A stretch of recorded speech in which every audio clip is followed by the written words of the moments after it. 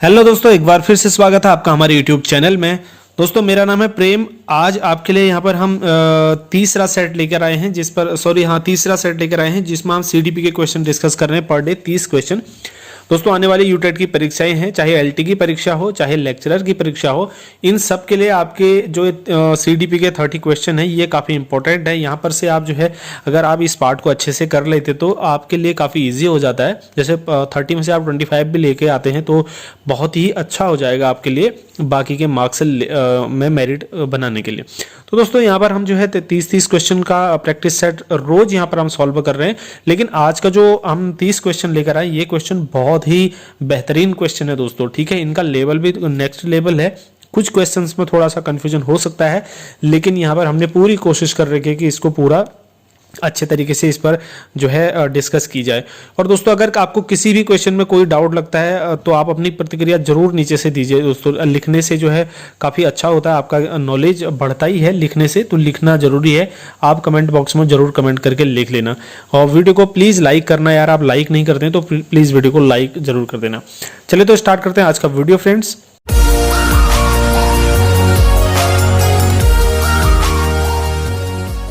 चलिए तो फ्रेंड्स, पहला क्वेश्चन है, शिक्षण अधिगम प्रक्रिया में व्यक्तिगत रूप से ध्यान देना महत्वपूर्ण है क्योंकि।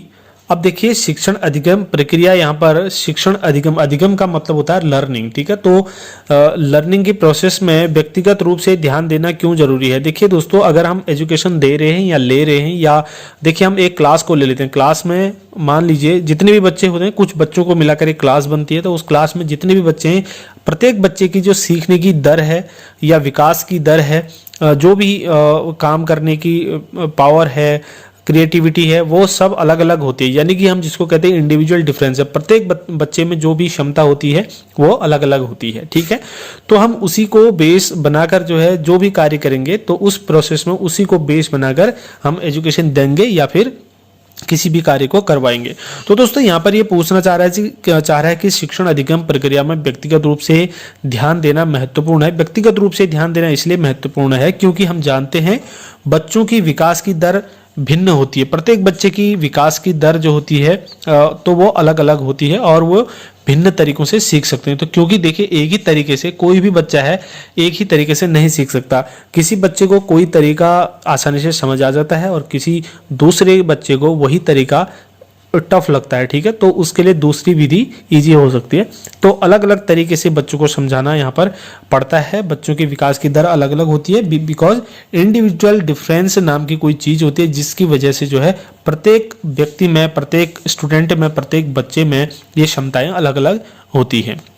दूसरा क्वेश्चन है, निम्नलिखित में से कौन सी समस्या समाधान की वैज्ञानिक पद्धति का पहला चरण है।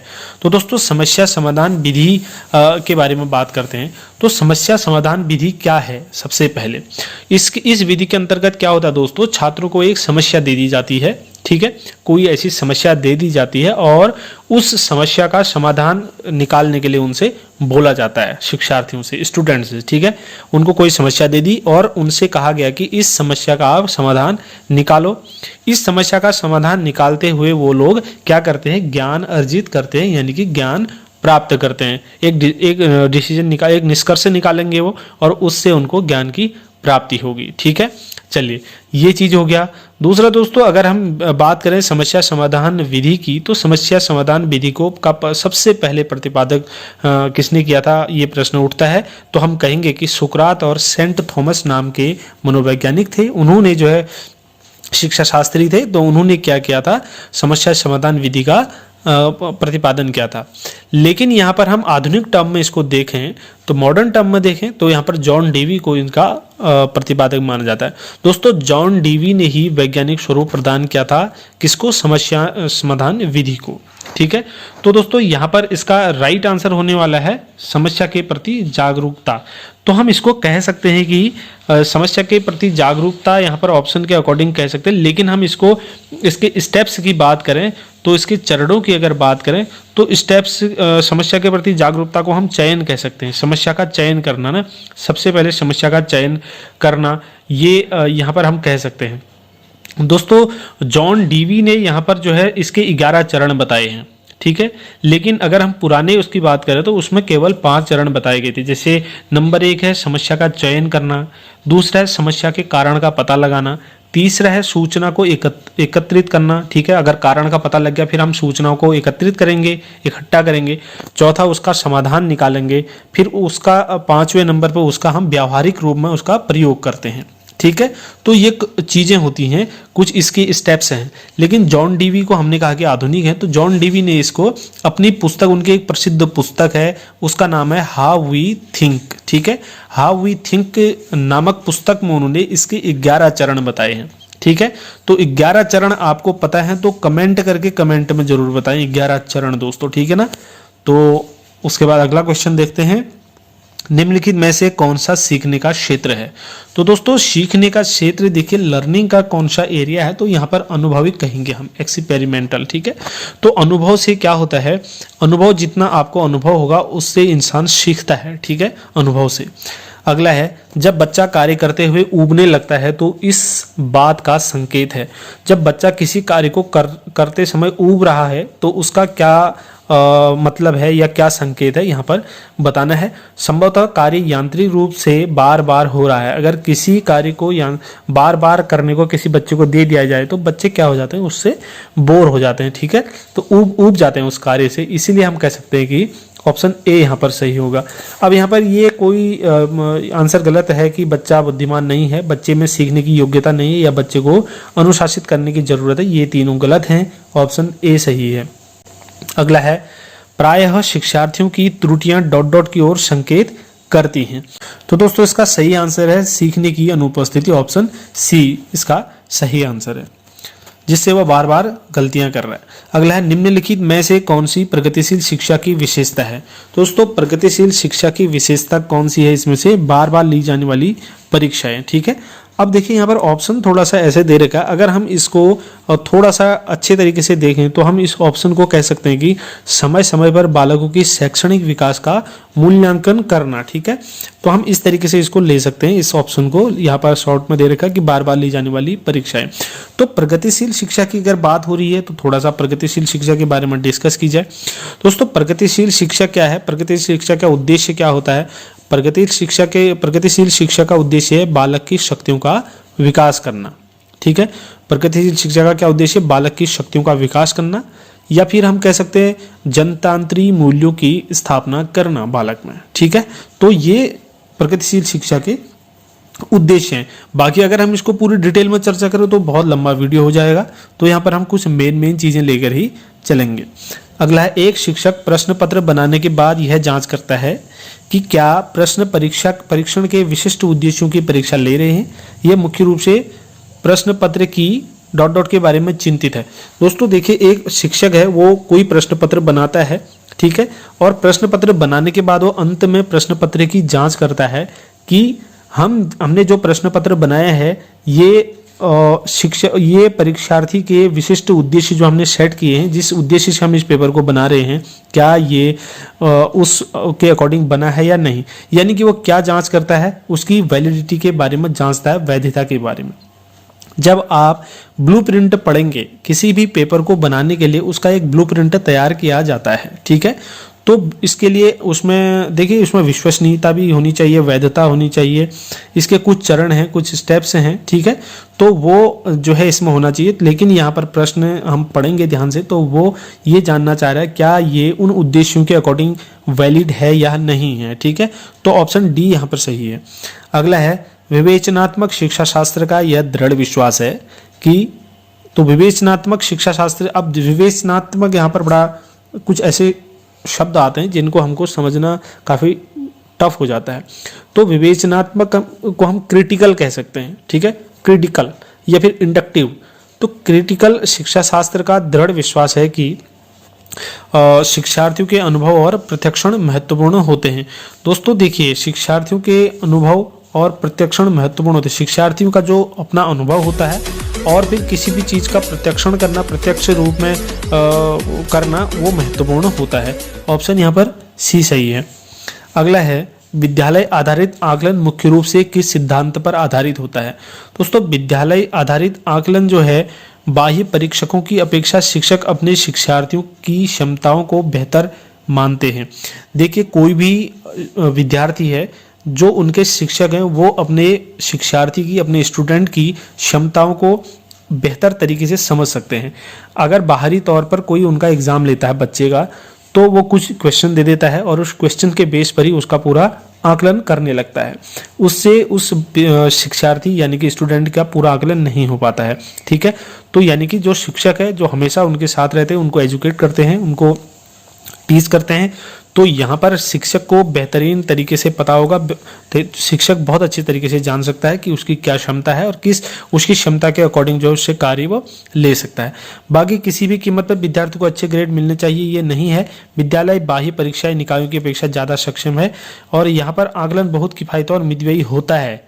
ये सही हो सकता है आंशिक रूप से, लेकिन यहाँ पर और सबसे मेन अगर हम कहेंगे तो ये ऑप्शन ए सही होगा। अगला है शिक्षार्थी व्यक्तिगत भिन्नता प्रदर्शित करते हैं अथवा शिक्षक को, देखिए हमने जैसे बात की थी, जो भी शिक्षार्थी होते हैं, स्टूडेंट होते हैं, वो व्यक्तिगत भिन्नता प्रदर्शित करते हैं, इंडिविजुअल डिफरेंस शो करते हैं। ठीक है, प्रत्येक स्टूडेंट में अलग इंडिविजुअल डिफरेंस होता है, विभिन्नताएं पाई जाती हैं। एक विद्यार्थी दूसरे से अलग होता है, कोई भी विद्यार्थी एक जैसा, सारे विद्यार्थी एक जैसे नहीं हो सकते हैं। अतः शिक्षक को सीखने के विविध अनुभवों को उपलब्ध कराना चाहिए, कठोर अनुशासन सुनिश्चित करना चाहिए, परीक्षाओं की संख्या बढ़ा देनी चाहिए या अधिगम की एक समान गति पर बल देना चाहिए। भैया अधिगम की एक समान गति पर बल नहीं दे सकते हैं। ठीक है, एक समान गति पर बल कैसे दे सकते हैं, तो यहाँ पर हमारा होगा सीखने के विविध अनुभवों को उपलब्ध कराना चाहिए, तो ये विविध अनुभवों को उपलब्ध कराना चाहिए, सही आंसर। अगला है निम्नलिखित में से कौन सा विकास का सिद्धांत है, तो विकास का सिद्धांत कौन सा है, सभी की विकास दर समान नहीं होती है। ठीक है, तो ये सही है भैया, सभी की विकास दर समान नहीं हो सकती है, प्रत्येक व्यक्ति की में जो विकास की दर होती है वो अलग अलग होती है। ठीक है, चलिए विकास हमेशा रेखी होता है, बिल्कुल गलत है, विकास रेखी नहीं होता है, विकास क्या होता है, मल्टी डायमेंशनल होता है। अगला है यह निरंतर चलने वाली प्रक्रिया नहीं है, जबकि विकास निरंतर चलने वाली प्रक्रिया है। विकास की सभी प्रक्रियाएं अंतर संबंधित नहीं हैं, जबकि विकास की सभी क्रियाएं अंतर संबंधित होती हैं। बाकी सब ऑप्शन गलत है। अगला क्वेश्चन है मानव विकास को क्षेत्रों में विभाजित किया जाता है, तो मानव विकास को क्षेत्रों में विभाजित किस किस क्षेत्रों में विभाजित किया जाता है। दोस्तों इसमें देखिए मानव विकास को शारीरिक, संज्ञानात्मक, संवेगात्मक और सामाजिक क्षेत्रों में विभाजित किया जाता है मानव विकास को। ठीक है, ऑप्शन ए यहाँ पर सही है। अगला क्वेश्चन है एक शिक्षिका पाठ्य वस्तु और फल सब्जियों के कुछ चित्रों का प्रयोग करती है और अपने विद्यार्थियों से चर्चा करती है। विद्यार्थी इस जानकारी को अपने पूर्व ज्ञान से जोड़ते हैं और पोषण की संकल्पना को सीखते हैं। तो ये उपागम ... पर आधारित है। दोस्तों सीटीपी में क्या होता है, आप जिस भी क्वेश्चन को सॉल्व करने की सोचते हैं, हल करते हैं, तो उस क्वेश्चन में आपको डिटेल में जानकारी लेना पड़ता है और क्वेश्चन को पूरे अच्छे तरीके से पढ़ना पड़ता है। जब तक आप क्वेश्चन को नहीं समझोगे तब तक उसका आंसर आप नहीं कर पाओगे। ठीक है, तो दोस्तों यहाँ पर एक शिक्षिका क्या है वो कुछ अपनी पाठ्य वस्तु के साथ साथ वहाँ पर फल सब्जियों के बारे में पढ़ा रही है और उसके पढ़ाने का मेथड क्या है, वहाँ पर फल सब्जियों के चित्र वहाँ पर प्रस्तुत कर रही है और उसका प्रयोग कर रही है फल सब्जियों के चित्रों का। तो दोस्तों यहाँ पर वो क्या करना चाह रही है, विद्यार्थी से उन जो चित्रों को दिखा रही है उसके माध्यम से विद्यार्थियों को उनके पूर्व ज्ञान से जोड़ना सिखा रही है। जैसे ज्ञान के निर्माण में, इससे क्या करना चाह रही है, वो बच्चों में ज्ञान का निर्माण करना चाह रही है। ठीक है, अब यहाँ पर अधिगम के शास्त्रीय अनुबंधन का एक फर्स्ट हम देख पा रहे हैं। तो दोस्तों शास्त्रीय अनुबंधन का जो सिद्धांत था ये किसने दिया था, पावलोव ने दिया था। ठीक है, पावलोव ने दिया था।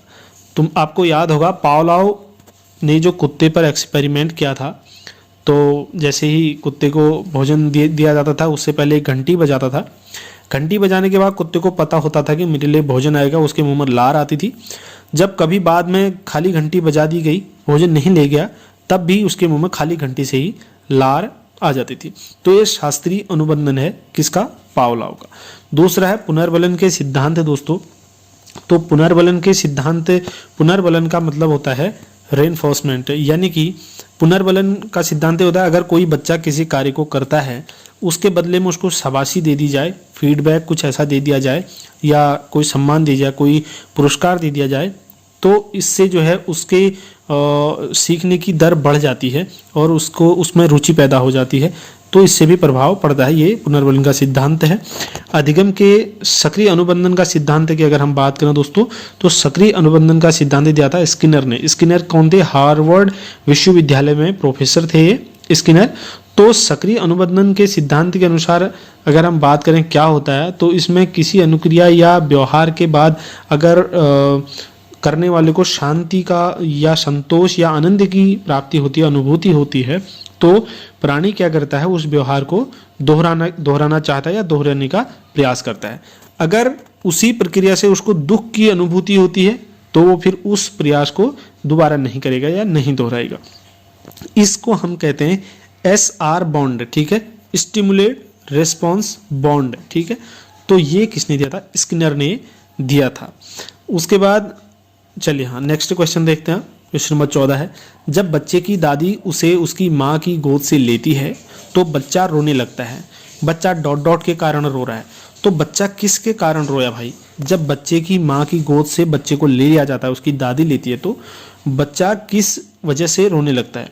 देखिए ये क्वेश्चन जो है आपको इंटरनेट में गूगल में आप सर्च करेंगे वहाँ पर भी मिल जाएगा, लेकिन इसके आंसर वहाँ पर अलग अलग हर जगह पर अलग मिलेंगे आपको। देखिए यहाँ पर कन्फ्यूजन है, एक में संवेगात्मक दुश्चिंता है, दूसरा है वियोगात्मक दुश्चिंता। भाई देखिए संवेगात्मक बच्चा क्या होता है, अपनी माँ से जुड़ा होता है। सबसे पहले अगर वो किसी व्यक्ति से जुड़ता है तो अपनी माँ से जुड़ता है। दोस्तों बच्चे में वियोग दुश्चिंता हो जाएगी, यानी कि बिछुड़ने में, यानी कि उसको अलग होने की एक भाव उसके अंदर आएगा, तो उसको हम कह सकते हैं कि वियोग दुश्चिंता हम कह सकते हैं। तो यहाँ पर राइट आंसर इसका वियोग दुश्चिंता होगा। आप क्या समझते हैं, संवेगात्मक दुश्चिंता या फिर वियोग दुश्चिंता? इतना छोटा बच्चा है, उसके अंदर इतने ज़्यादा इमोशंस तो विकसित नहीं हो पाए होंगे, ठीक है, नहीं हुए होंगे।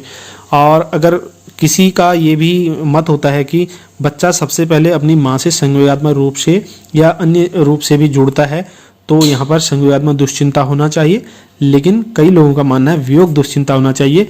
मैं वियोग दुश्चिंता को यहाँ पर सही मानता हूँ। आप कमेंट सेक्शन में कमेंट करके बताएं कि आपका आंसर क्या होने वाला है। अगला है 15 नंबर का, शिक्षा के संदर्भ में सामाजिकरण से तात्पर्य है। तो दोस्तों शिक्षा के संबंध में सामाजिकरण से तात्पर्य है सामाजिक वातावरण में अनुकूलन और समायोजन, ठीक है, ऑप्शन सी यहाँ पर सही है। तो सामाजिक वातावरण में ही अनुकूलन और समायोजन यहाँ पर सामाजिकरण से तात्पर्य। अगला है, राज्य स्तर की एकल गायन प्रतियोगिता के लिए विद्यार्थियों को तैयार करते समय एक विद्यालय लड़कियों को वरीयता देता है, तो ये क्या दर्शाता है? साफ बात है दोस्तों, ये लैंगिक पूर्वाग्रह दर्शाता है। देखिए यहाँ पर किसी विद्यालय में प्रतियोगिता है गायन की प्रतियोगिता, तो यहाँ पर अब देखिए इससे हम क्या समझ सकते हैं, लोगों के या फिर उनके माइंड में ये चीज़ होगा कि लड़कियों की जो वॉइस होती है वो मधुर आवाज़ होती है, सुरीली आवाज़ होती है। आपने देखा होगा अपने विद्यालय में जब या कहीं पर भी जब स्वागत गीत होता है, तो स्वागत गीत को हमेशा मोस्टली देखेंगे आप, तो वहाँ पर गर्ल्स ही स्वागत गीत को गाती हैं। तो इससे क्या होता है, लैंगिक पूर्वाग्रह, यानी कि हम ये मानकर चलते हैं कि स्वागत में जो लड़कियां होती हैं, जो गर्ल्स होती हैं, वो अच्छी होती हैं या फिर उनका काम है या उनकी आवाज़ ही मधुर होती है, इस तरीके से हम मान सकते हैं। तो लड़कियों को ये काम लड़कियों के लिए दिया गया है, लड़कियों को ही सौंपा जाता है, तो ये हम इसको लैंगिक पूर्वाग्रह में डाल सकते हैं। अगला है, वाइगोत्स्की बच्चों के सीखने में निम्नलिखित में से किस कारक की महत्वपूर्ण भूमिका पर बल देते हैं? तो दोस्तों वाइगोत्स्की की यहाँ पर बात हो रही है, तो जहाँ पर भी वाइगोत्स्की आ जाए, ठीक है, तो वाइगोत्स्की जहाँ पर भी आ जाए तो वहाँ पर आप सामाजिक को क्लिक करेंगे, ठीक है, सामाजिक। तो वाइगोत्स्की ने अपने सिद्धांत में जहाँ पर भी बात की है वो सामाजिक इंटरेक्शन से रिलेटेड बात की है, ठीक है। तो उनका मानना था कि कोई भी बच्चा है वो समाज में रहकर सीखता है, ठीक है, उसका जब समाज में दूसरे सामाजिक तत्वों से इंटरेक्शन होता है तो उससे वो सीखता है। सांस्कृतिक तथा जैव सामाजिक विकास का सिद्धांत इन्होंने दिया था, किसने? वाइगोत्स्की ने, ठीक है। जहां पर भी वाइगोत्स्की आएगा उसको सीधे सामाजिक कर देंगे आप। अगला है, एक शिक्षिका अपने शिक्षार्थियों की विभिन्न अधिगम शैलियों को संतुष्ट करने के लिए वैविध्यपूर्ण कार्यों का उपयोग करती है, वह डॉट डॉट से प्रभावित है। अब देखिए यहाँ पर अपने अधिगम शैलियों को संतुष्ट करने के लिए वैविध्यपूर्ण कार्यों का उपयोग करती है। यहाँ पर क्वेश्चन को पहले ध्यान से पढ़ लेना है दोस्तों। यहाँ पर जो है गार्डनर के बहुबुद्धि का सिद्धांत यहाँ पर सही होगा। अब भाई सवाल उठता है बहुबुद्धि सिद्धांत है क्या, ठीक है। तो बहुबुद्धि सिद्धांत के अकॉर्डिंग देखिए, सबसे पहले बहुबुद्धि सिद्धांत जो दिया था ये गार्डनर ने दिया था, ठीक है। गार्डनर जैसे कि आंसर में आपको दिखाई दे रहा है, तो एक गार्डनर ने दिया था दोस्तों। इसके अकॉर्डिंग इसके 3 फैक्टर बताए गए हैं, ठीक है। नंबर 1 है, बुद्धि का स्वरूप एकाकी न होकर बहुकारकी होता है, ठीक है। और प्रत्येक बुद्धि एक दूसरे से अलग होती है। प्रत्येक ज्ञान एवं बुद्धि एक दूसरे से स्वतंत्र होता है। तो दूसरा इसका है, बुद्धि के विभिन्न प्रयासों में एक दूसरे के साथ अंतः क्रिया करने की प्रवृत्ति भी पाई जाती है। और तीसरा कारक है, प्रत्येक व्यक्ति में विलक्षण योग्यता होती है, ठीक है। और लेकिन गार्डनर ने 8 प्रकार की बुद्धि यहाँ पर बताई है, ठीक है। ये तो थे 3 फैक्टर। उसके बाद गार्डनर ने कहा कि बुद्धि जो होती है वो 8 प्रकार की होती है किसी भी व्यक्ति में। इन्होंने कहा नंबर 1 भाषागत प्रकार की बुद्धि होती है, दूसरा देशिक बुद्धि होती है, शारीरिक गति संवेगी बुद्धि होती है, संगीतात्मक बुद्धि होती है, तार्किक बुद्धि होती है जिसको हम गणितीय भी कह सकते हैं, जिसमें गणितीय तार्किक से रिलेटेड चीज़ें आ जाती हैं, अंतः व्यक्तिक होती है, ठीक है, और अंतर व्यक्तिक होती है, और प्रकृतिवादी बुद्धि होती है। यानी कि 8 प्रकार की बुद्धि होती है, ये कहा था गार्डनर ने। ये था बहुबुद्धि सिद्धांत गार्डनर का। अगला है, एक शिक्षिका अपने आप से कभी प्रश्नों के उत्तर नहीं देती, वह अपने विद्यार्थियों को उत्तर देने के लिए समूह चर्चाएं और सहयोगात्मक अधिगम अपनाने के लिए प्रोत्साहित करती है। तो दोस्तों वो कराना चाहती है, सक्रिय भागीदारी कराना चाहती है, ठीक है। क्या कराना चाहती है? सक्रिय भागीदारी कराना चाहती है। अब कोई भी प्रश्न का उत्तर वो खुद नहीं देती, बच्चों से कह रही है, समूह में चर्चा करवा रही है। तो इस तरीके से क्या होगा, बच्चों में सक्रिय भागीदारी होगी। सभी जितने भी बच्चे आपस में डिस्कशन करेंगे, सभी अपनी अपनी भागीदारी देंगे और प्रश्न का उत्तर खोजने का प्रयास करेंगे। तो इस आधार पर हम कह सकते हैं कि वो सक्रिय भागीदारिता वहाँ पर करवाना चाह रही है। अगला, निम्नलिखित में से कौन सा शिक्षक से संबंधित अधिगम को प्रभावित करने वाला कारक है? तो शिक्षक से संबंधित दोस्तों देखिए, शिक्षक से संबंधित अधिगम की अगर हम बात करें, शिक्षक का काम होता है किसी सब्जेक्ट को या किसी भी समस्या को बच्चों के सामने जो है उसका हल निकालना। तो दोस्तों अगर शिक्षक विषय वस्तु में प्रवीण नहीं होगा तो वो नहीं कर पाएगा। इसका आंसर डी है। विषय वस्तु में प्रवीणता जो है शिक्षा से संबंधित अधिगम को प्रभावित करने वाले कारकों में आता है, ठीक है। अगला, कोहलबर्ग के अनुसार शिक्षक बच्चों के नैतिक मूल्यों का विकास कर सकता है। तो दोस्तों कोहलबर्ग के अनुसार शिक्षक बच्चों में नैतिक मूल्यों का विकास कैसे कर सकता है? नैतिक मुद्दों पर आधारित चर्चाओं में उन्हें शामिल करके। नैतिक मुद्दों पर जितनी भी चर्चाएं होती हैं उनमें अगर बच्चों को शामिल किया जाए, उससे जो है शिक्षक बच्चों के नैतिक मूल्यों का विकास कर सकता है, ये कोहलबर्ग ने कहा है। ऑप्शन सी सही है। अगला है, छोटे शिक्षार्थियों को कक्षा कक्ष में समवयस्कों के साथ अंतःक्रिया करने के लिए प्रोत्साहित करना चाहिए, जिससे क्या होगा? देखिए ऑप्शन ए है, वे एक दूसरे से प्रश्नों के उत्तर सीख सकें, पाठ्यक्रम को बहुत जल्दी पूरा किया जा सके, वे पढ़ने के दौरान सामाजिक कौशल सीख सकें, या शिक्षक कक्षा कक्ष को बेहतर तरीके से नियंत्रित कर सके। दोस्तों यहाँ पर जो सही उत्तर दिया है वो है, वे एक दूसरे से प्रश्नों के उत्तर सीख सकें। जब हम अपने फ्रेंड्स जोन में होते हैं तो वहाँ पर हम ज़्यादा कंफर्टेबल होते हैं, किसी भी उत्तर को या किसी भी क्वेश्चन को हम एक दूसरे के साथ आसानी से और सहज रूप में डिस्कस कर सकते हैं। तो उससे क्या होता है, किसी भी समस्या का समाधान हमको मिल जाता है। तो इसके अकॉर्डिंग हम यहाँ पर वे एक दूसरे प्रश्नों के उत्तर सीख सकें सही मानते हैं। लेकिन यहाँ पर वे पढ़ने के दौरान सामाजिक कौशल भी सीख सकते हैं दोस्तों, ठीक है। अगर कक्षा कक्ष में वो एक साथ है तो यहाँ पर ये भी हो सकता है, लेकिन आंसर यहाँ पर होगा ऑप्शन ए ही, ठीक है। चलिए, जब एक निरयोगी बच्चा पहली बार विद्यालय आता है तो शिक्षक को क्या करना चाहिए? तो इसके आधार पर बच्चे को, जो शिक्षक है, उसको उसकी योग्यता समझनी चाहिए और उसको उसकी क्षमता और उसके कैपेसिटी के अनुसार या उसकी आप कहें एबिलिटी के अनुसार उसको विशेष विद्यालय में भेजने का प्रस्ताव रख देना चाहिए। ठीक है, ऑप्शन ए सही। अगला है पियाजे के संज्ञानात्मक विकास के चरणों के अनुसार इंद्रिय गामक यानी कि संवेदी प्रेरक अवस्था किसके साथ संबंधित है? तो ये दोस्तों अनुकरण, स्मृति और मानसिक निरूपण से संबंधित। ऑप्शन ए यहाँ पर सही है। दोस्तों इसकी 4 अवस्थाएं यहाँ पर होती हैं, जीन पियाजे ने बताई हैं। इंद्रिय गामक, पूर्व संक्रियात्मक, मूर्त संक्रियात्मक और अमूर्त या औपचारिक संक्रियात्मक अवस्थाएं। 4 जीन पियाजे के अकॉर्डिंग 4 अवस्थाएं होती हैं।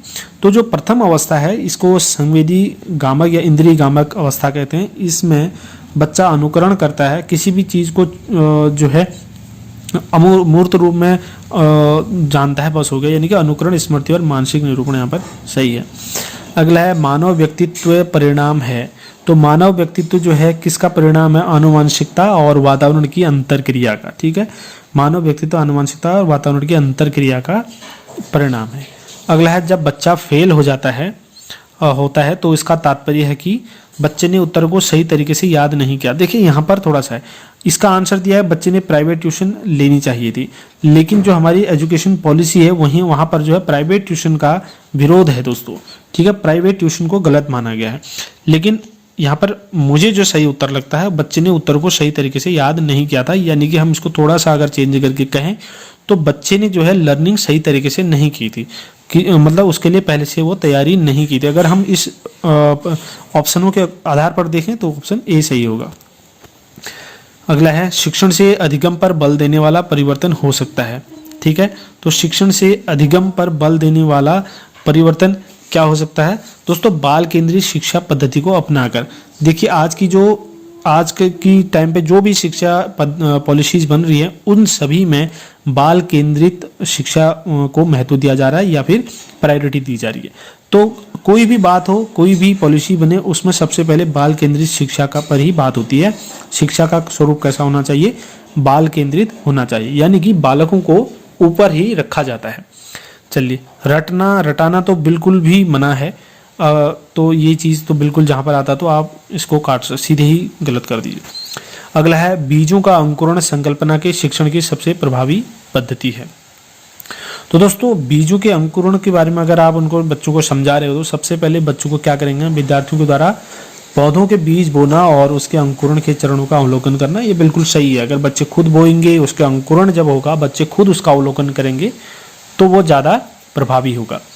अगला है समावेशी शिक्षा क्या है?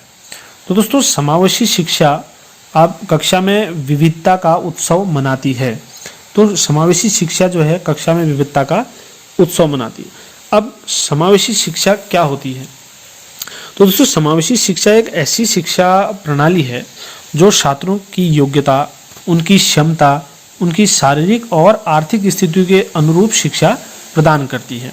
ठीक है, तो अब हम ये भी कह सकते हैं दूसरे शब्दों में कि सभी वर्ग एवं क्षमताओं के विद्यार्थियों को सम्मिलित करके शिक्षा प्रदान करने की जो प्रणाली है, जो प्रक्रिया है, उसको हम समावेशी शिक्षा कहते हैं। इसमें क्या होता है? सभी वर्ग और सभी क्षमताओं के विद्यार्थी को सम्मिलित करके शिक्षा दी जाती है। ठीक है, ये है। तो इसके आधार पर आप सभी वर्ग के होंगे, सभी क्षमताओं के होंगे, योग्यता अलग अलग योग्यता के बच्चे होंगे, शारीरिक आर्थिक स्थितियाँ सबकी अलग अलग होंगी। ऐसे बच्चे एक ही कक्षा में पढ़ते होंगे तो वहाँ पर जो है विविधता देखने को मिलेगी। इसीलिए इसका आंसर ए सही होगा। अगला है निम्नलिखित में से कौन सा वस्तुनिष्ठ प्रश्न है? वस्तुनिष्ठ प्रश्न दोस्तों लघु उत्तरात्मक हो नहीं सकता, एक लाइन में इसको लिखना पड़ता है। मुक्त उत्तर वाला भी नहीं है और यहाँ पर निबंधात्मक प्रश्न भी नहीं है। ऑप्शन सत्य या असत्य सही होगा, इसमें टिक करना पड़ता है। ये जवाब सही है या गलत है, आपको सही या गलत का निशान लगाना होता है। तो दोस्तों ये 30 क्वेश्चन थे। इस क्वेश्चंस का लेवल थोड़ा सही था। यहाँ पर ये क्वेश्चन आपको कई बार देखने को मिले भी होंगे और अच्छा है, इन क्वेश्चंस को पढ़ना भी पड़ेगा। प्रत्येक क्वेश्चन में डिटेल में चर्चा हो सकती थी, लेकिन उससे बहुत लंबा वीडियो हो जाता। और अगर हम जैसे जीन पियाजे के बारे में और उनकी जितनी भी उन्होंने अवस्थाएं बताई उनके बारे में अगर पूरी चर्चा करेंगे, लंबा हो जाएगा। शिक्षण विधियों के बारे में, समावेशी शिक्षा के बारे में, और ये बहुत सारी चीज़ें थी जिस पर हम डिस्कस कर सकते थे, लेकिन इतना ज़्यादा नहीं कर सकते हैं क्योंकि अगर ये करेंगे तो जैसे जीन पियाजे के बारे में तो एक वीडियो सिर्फ जीन पियाजे के बारे में बताना पड़ेगा। बहुबुद्धि के सिद्धांत के बारे में एक वीडियो पूरा बन सकता है, ठीक है। और अनुबंधन में जितने भी शास्त्रीय अनुबंधन है या सक्रिय अनुबंधन है, ये सारे एक उसमें लर्निंग के ये कर सकते हैं हम, एक वीडियो बन सकता है, ठीक है। तो ये काफ़ी लंबे लंबे टॉपिक हैं, थोड़ा थोड़ा हमने इस पर टच किया। बाकी अगले जो अगला हमारा प्रैक्टिस सेट आएगा उसमें बात करेंगे। इस वीडियो में इतना ही है, तब तक के लिए ढेर सारी शुभकामनाएं दोस्तों। आपको हमारे साथ बने रहें, वीडियो को लाइक आप जरूर कर देना। चलिए फिर ठीक है, मिलते हैं अगले वीडियो में, तब तक के लिए ढेर सारी शुभकामनाएं। धन्यवाद।